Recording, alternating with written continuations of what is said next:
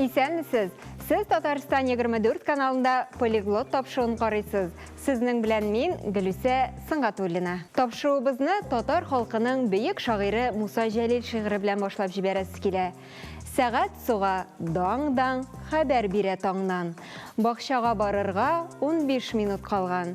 Әлеге шигырьне искә алуыбыз юкка гына түгел. Бүгенге тапшыруыбыз сәгать хакында булыр. Сәгать казык дигән гарәп сүзеннән.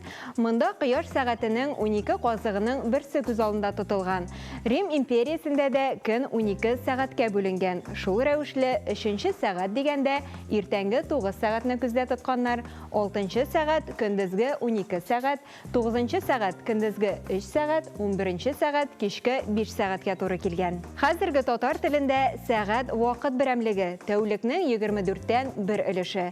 Ләкин Кисекбаш китабында бу сәгать сүз тезмәсе хәзер шушы мизгелдә мәгънәсендә кулланылган.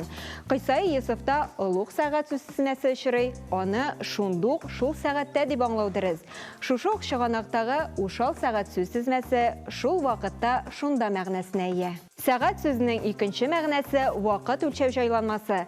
Элек сәгать сүзе татар телендә фәкать вакытны гына белдергән, ә вакыт үлчәү җайланмасын сәгатьләмә дип атаганнар. Борынгылар көндезге вакытны таяк яки казыктан төшкән күләгәгә карап чамалаганнар. Шуңа күрә кояш сәгатьләрен күләгә сәгать дип атау хәзердә күзәтелә. Аяз төнне исә вакытны күктәге җидегән йолдызның торышына карап белгәннәр. Соңрак су сәгате, кым сәгате уйлап табылган. Кытайда бай йортларда суга торган су сәгатьләрдә кулланганнар. Беренче механик сәгатьне 7нче гасырда Кытайда ясаганнар. Вакытны үлчәү өчен көнбатышта герле сәгать уйлап табылган дисәләр дә, эшкә яраклы сәгатьне беренче тапкыр шәрыкътә суфилар кулланган булуы турында хәбәрләр бар. Чөнки намаз вакытларын төгәл белү исламда аеруча мөһим. Чыганакларда мәшһүр хәлифә Харун әр-Рәшиднең 807 елда король Улуг Карлга җибәргән бүләкләре арасында Багдадта эшләнгән су сәгате дә булган дип хәбәр ителә.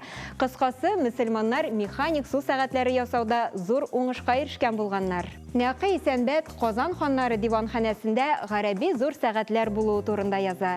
Ләкин Исәнбәт файдаланган чыганакта гарәби сүзе түгел, бәлки гарәби сүзе язылган булу ихтималы да бар. Әмма сәгатьнең Казанга Кырым ханлыгы аркылы кергән булуы бик мөмкин. 19нчы гасыр башларында шалбар билендә тасмага тагылган 2 сәгать йөртү модага керә. Соңрак сәгатьне жилет кесәсендә йөртә башлыйлар. Кул сәгатен тәүге тапкыр Беренче Бөтендөнья сугышы елларында офицерлар таккан. Хәзерге вакытта электрон сәгатьләр киң таралышта. Ләкин шулай да алар тик-тик йөри торган җанлы механик кул сәгатьләрен кысрыклап чыгара алмыйлар әле. Гомумән, борынгы механик сәгатьләрнең базары күтәрелә бара. Шәшәкләр сәгате дигән төшенчә дә бар. Иң беренче шәшәкләр сәгатен 18нчы гасырда Карл Линней төзегән.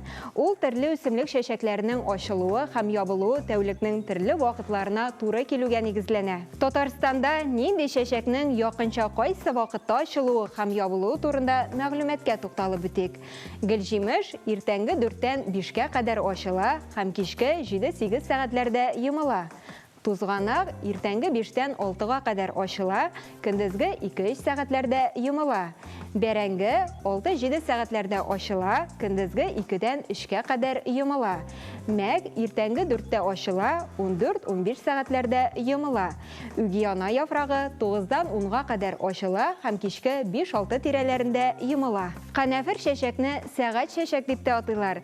Әлеге мәгълүмат Николай Верзелинның Робинзон эзләреннән дигән китабыннан алынган.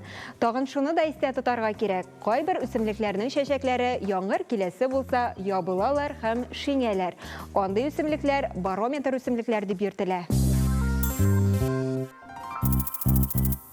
Шушының белән тапшыруыбыз ахырына якынлашты. Бүгенге тапшыру сезнең өчен файдалы һәм кызыклы булгандыр дип ышанып калабыз. Мин Гөлүсә Сыңғатуллина, сезнең белән сау булашам. Киләсе очрашуларга кадәр.